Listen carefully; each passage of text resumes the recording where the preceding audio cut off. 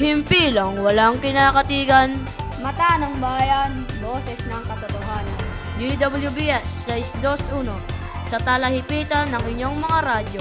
Ito ang Radyo Balita. Oras, 14 na minuto. Makalipas ang ikatatlo ng hapon. Magandang hapon saan man sulok ng mundo. Ako si Eric de Guzman. At ako naman si Aaron de Guzman. Kami ang Radyo Balita. Isang binatilyo na aksidente sa San Rafael. School vacation ibabalik sa Abril at Mayo. Isang dalagang mag-aaral sa John J. Russell Memorial High School nawawala. Isang binatilyo ang nasa critical na kondisyon matapos ang isang malubhang aksidente sa San Rafael kaninang madaling araw. Ayon sa ulit ng pulisya, ang binatilyo ay nasagasaan ng dump truck bandang 3 a.m. ng madaling araw sa San Rafael, Bulacan. Mabilis na dinala si Rapti Magiba sa pinakamalapit na ospital na may mas advanced na posibilidad. Patuloy siyang minomonitor ng mga doktor. Sinisiyasat na ng pulisya ang sanhi ng aksidente at inaalam kung sino ang may kasalanan nito. School vacation babalik sa Abril at Mayo. Kumbinsido si Pangulong Marcos Jr. na dapat lang ibalik ang bakasyon ng mga estudyante sa Abril at Mayo.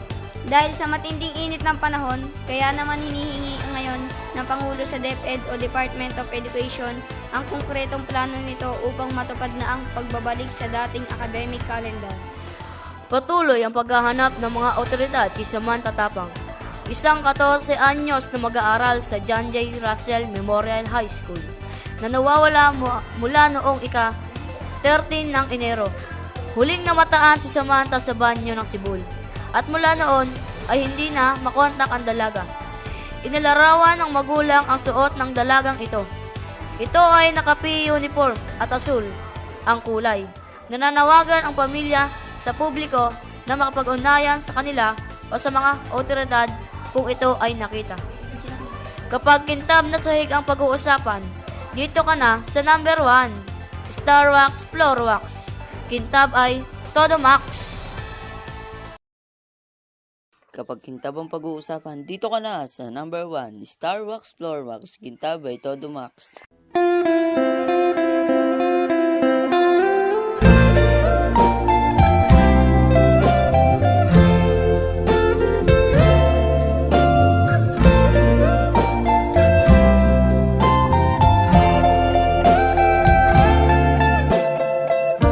Your morning eyes, I could stare like watching stars.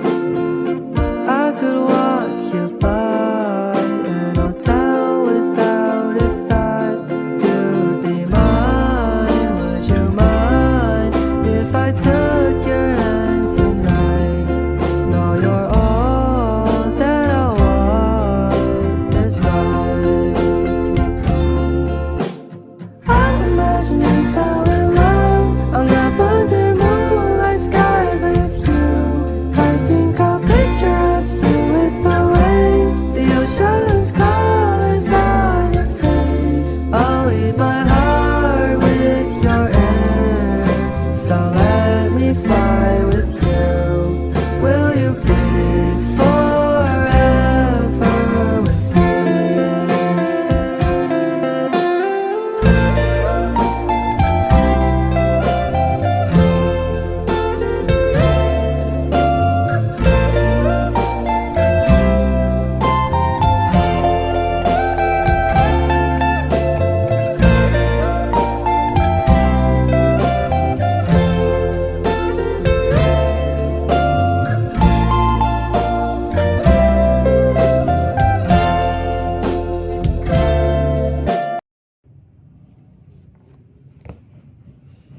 Dear Papa Ricky, mahirap pong makahanap ng true love.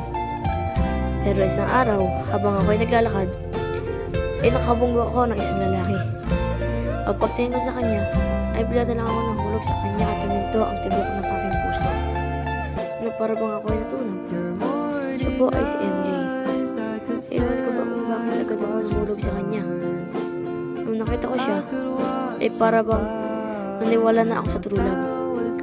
Masarap palang ma-inlove lalo na pag sa true love. First sight. At hindi nagtagal ay naging magkaibigan kami at makalipas ang ilang buwan na aming pagkakaibigan ay may sasabihin daw sa akin si MJ. Hindi ako makapaniwala sa sinabi niya dahil gusto niya daw akong ligawan. Laking gulat ko at ako ay namula at hindi makakibo dahil sa kanyang sinabi. At makalipas ang 2 buwan ay sinagot ko na siya.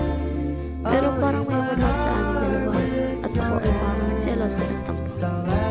Dahil sa akala ko ay kaibigan niya, yun pala ay kapatid niya itong gusto. Noong una akala ko ay only child lang siya. At dahil dun, kami ay nagkatampuhan at hindi namamansin. Siguro papariki, mga isang linggo po kami hindi nag-uusap. At isang araw, ako ay nanghingi na lang ng pasensya sa aking ginawa. Dahil mali pala ang aking hinala. Naisip-isip ko din papariki na kapag in love ko pala is kung ano-ano na mga gagawa mo.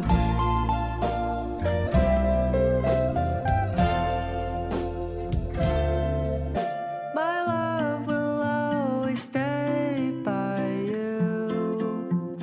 I'll keep it safe, so don't you worry a thing.